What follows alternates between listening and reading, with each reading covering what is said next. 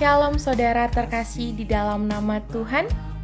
Saya yakin dan percaya dimanapun kita berada, Tuhan Yesus selalu menyertai dan memberkati kita.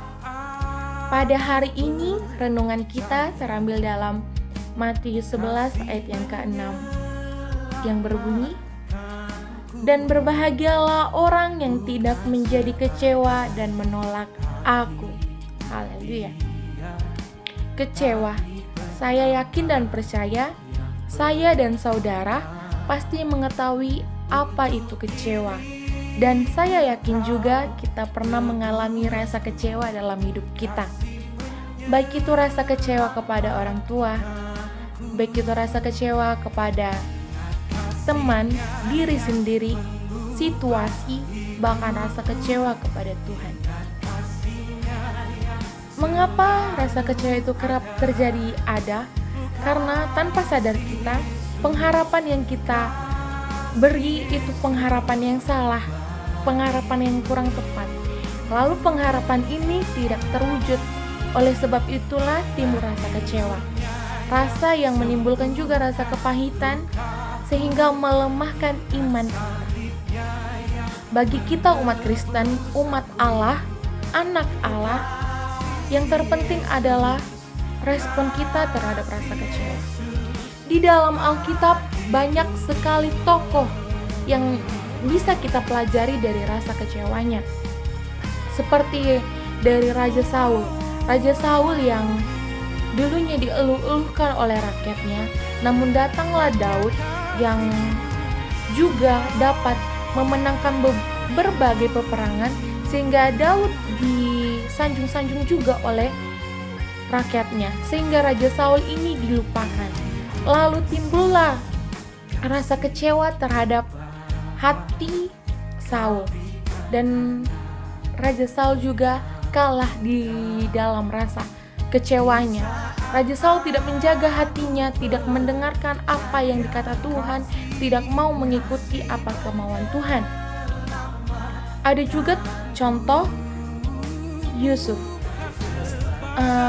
Pasti kita mengetahui dalam kehidupan Yusuf ini banyak sekali kekecewaan yang timbul di dalam hatinya.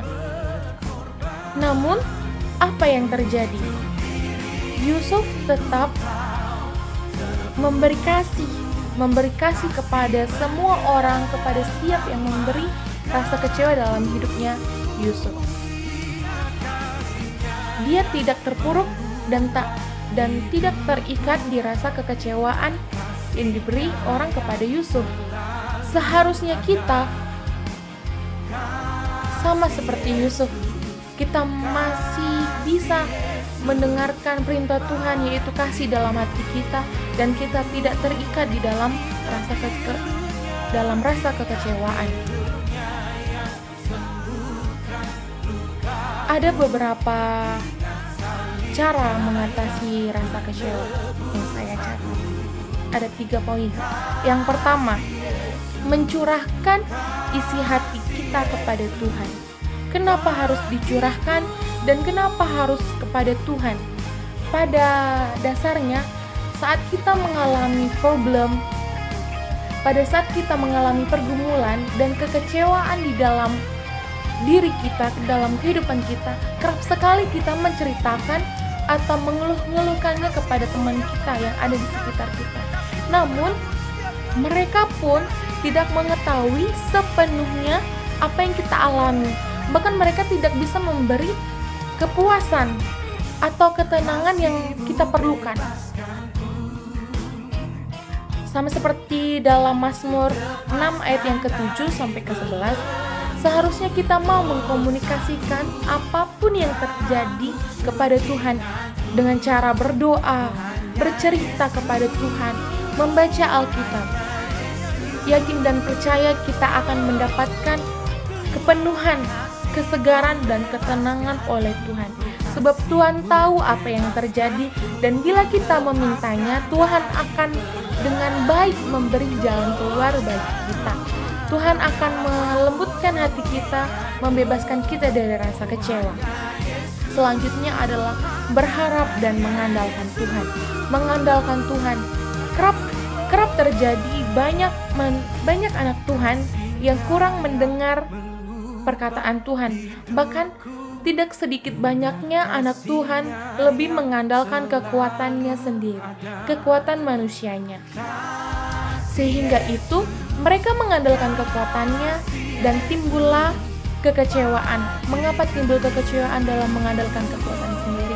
Karena kita mengandalkan kekuatan manusia, kita berharap kepada manusia akan berbuahkan kekecewaan.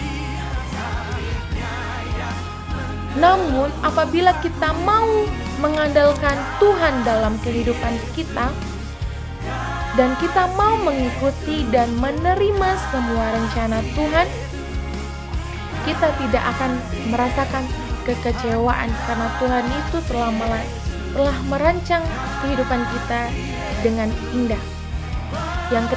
Poin yang ketiga atau yang terakhir adalah melepaskan pengampunan. Sama seperti tokoh Yusuf di dalam Alkitab, beliau mendapatkan berbagai kekecewaan dalam kehidupannya, namun ia mau dengan kasihnya memaafkan dan memberi pengampunan kepada setiap yang mengecewakan hatinya. Oleh dengan itu, ia dapat merdeka dan hidup dengan penuh sukacita. Pada dasarnya, sama seperti yang saya rasakan, bila saya merasakan kekecewaan, saya tidak merasa satu pun orang di sekitar saya mengerti apa yang saya rasakan, sakit seperti apa yang saya rasakan. Namun, saya sadar hanya Tuhanlah yang mengerti dan bisa memberi ketenangan di dalam diri kita. Oleh sebab itu, alangkah baiknya kita lebih mendekatkan diri kita lebih mengenal lagi Tuhan kita, mengenal apa itu Tuhan, mengenal siapa itu Tuhan, dan rencana apa yang dijanjikan Tuhan bagi kita. Kiranya firman Tuhan pada hari ini, renungan pada hari ini dapat menguatkan hati setiap kita dimanapun kita berada. Tuhan Yesus memberkati. Shalom.